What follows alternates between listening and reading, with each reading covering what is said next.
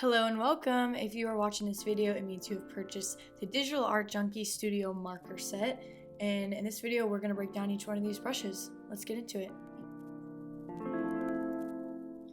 Your brush file is going to download into the form of a compressed folder, which looks like a .zip file. You can simply tap the file once on your iPad to decompress it, or if you're on your computer, you can right-click and select decompress.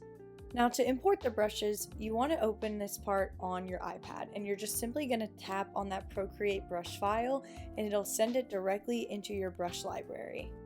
The color palettes work the exact same way, so you can open up that folder and just tap these individual Procreate files, and then if you go to your palette library, you will see them. Now your paper textures are a little bit different. These are not Procreate files, they are image files, so we're going to import them in a different way. To import a paper texture, you want to start by selecting your topmost layer. Then you'll come up to your Actions panel and click Insert a File. Locate the folder with the paper textures and then just choose whichever one you want to use. You want to make sure that the paper texture covers your entire canvas, so zoom out or zoom in wherever you need to. Next, come up to your Layers panel and click the N beside the paper texture layer. From here, you're going to select Linear Burn, Color Burn, or Multiply. Whichever one you pick will depend on your personal preference of what you think looks best with the piece, but if you haven't started the piece yet, I always like to start with Linear Burn. That's my personal favorite. Just know that if you do use Multiply, something you can do is to duplicate the layer and then create sort of a sandwich in between all of your work to get a more textured effect. So let's get into the breakdown. Our first set of brushes is going to be our liner brushes. Starting with the monoliner, this brush has a lot of stabilization on it, which makes it perfect for creating really clean outlines. This brush has no pressure sensitivity, so it'll keep the same weight of the line no matter how hard or light you press down, as well as the same opacity. That's going to give you a really clean effect without you having to put a lot of effort in. The second liner brush is very similar, but the main difference is that this brush actually does have pressure sensitivity. So the harder you press down with this brush, the more thick the line will get. This brush also has a lot of stabilization on it, so it's a very low effort way to get a clean, handmade looking outline. Our next set of brushes is going to be our angled brushes. So we have the chisel tip and the dry Sharpie. The amount of pressure you use on the chisel tip brush will not affect the weight of the line, but the tilt of your pencil will slightly change it. Now these two brushes have a lot of texture to them, so let's take a look at it without a paper texture. The more I use this pen, the more you can see the texture that really shines through and gives it a really streaky look. When you combine that texture with one of the paper textures, it just takes on a whole new level of realism. One thing to keep in mind with a lot of these brushes is that they're really buildable, so the more you run colors on top of each other, the deeper those colors will get. The next brush is the dry Sharpie. Now this is a pressure sensitive brush, so the lighter you press down, the more translucent it will get, and as you press down harder, it'll start to get really dark and more opaque. Now I'm not using a paper texture here, and you can see that this brush has a ton of natural texture to it. I always recommend pairing them with a paper texture just to get like an even more realistic effect, but this is definitely a brush that you can use without one. This brush is called the dry Sharpie because as you lighten up the pressure of your pencil, you can get a drying effect that makes it look like the brush is running out of ink. This brush is extremely buildable, so as you run brush strokes on top of each other, you're going to get a serious deepening of color, and the more you stack the brush strokes on top of each other, you can actually deepen the color all the way up to a black. The lettering brush is another pressure sensitive option. The lighter you press down, the more translucent it gets, and as you press down harder, it'll become more opaque. This brush is ideal for anybody that likes to draw handmade calligraphy, and by changing up the angle of your pencil and the direction of your brush strokes, you can get some pretty cool effects with this brush. Next is the oval alcohol marker. This brush has a very minimal amount of texture and it is very pressure sensitive. So the lighter you press down, the more diluted the color will get, and as you press down harder, you'll start to get a deepening of that color. I love this brush for creating soft gradients, and it also is pretty buildable. Not as much as the dry Sharpie, but you can definitely stack it on top of itself if you want to see more of the brush strokes. Here's what this brush looks like without paper texture. The next brush is the textured dry marker, and I'm going to show you what this one looks like without a paper texture because it's easily one of the most textured brushes in the pack. This brush will actually darken whatever color you use to create this really streaked look where you can see every single brush stroke that you've made just like you're using a real Crayola marker. Pressing down lightly will give you a drier effect, and pressing down harder will give you more wet and inky edges. This brush is also sensitive to speed, so the faster that you run your pencil with this brush, the more translucent and dry the effect will give, so this was perfect if you want to get a really streaky effect.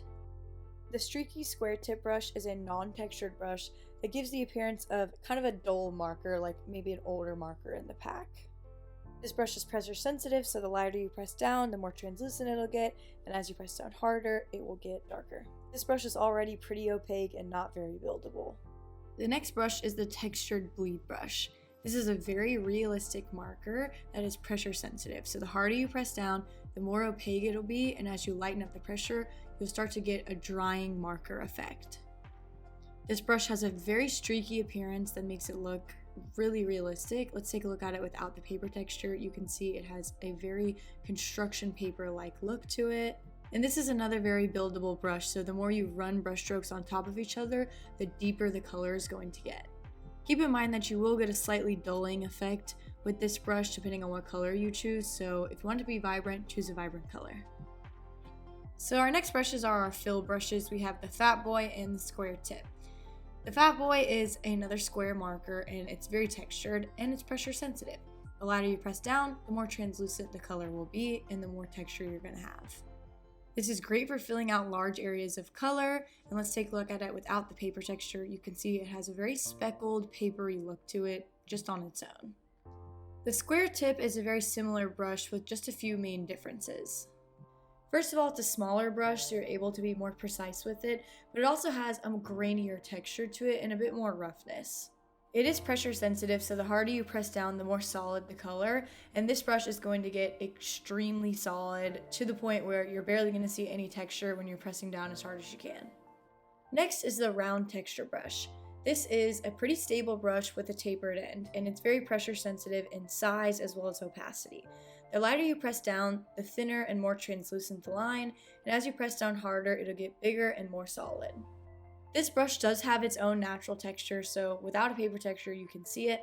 When you press down hard, it's really solid, but as you lighten up the pressure of your pencil, that's when you see the texture shine through. The harder you press down, the more solid the brush stroke is. You're barely going to see any texture. The streak texture brush also has its own natural texture. This brush is pressure sensitive.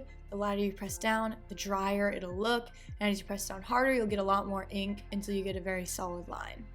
When using it without a paper texture, you can see this brush has a lot of its own natural texture, which makes it look like it's drawn on construction paper. So next is our paint pens. These are pressure sensitive brushes, and the lighter you press down, the more streaky of paint that you get, and as you press down harder, you get a much more solid line. These brushes have minimal texture and are by far the most opaque brushes in this pack. One thing to keep in mind is that the round paintbrush works the exact same way, it just has a different shape to it. The basic oval brush is another brush that has very minimal texture to it.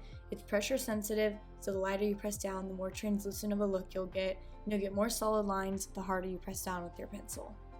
This is called a basics brush because it's very versatile. The fact that it's so opaque and so solid makes it a really great option for a lot of different styles of art.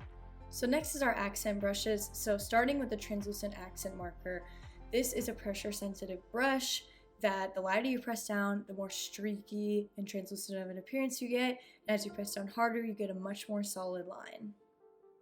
A medium pressure will get you a good combination of streakiness and opaqueness that's perfect for just adding a little bit of extra detail to a piece.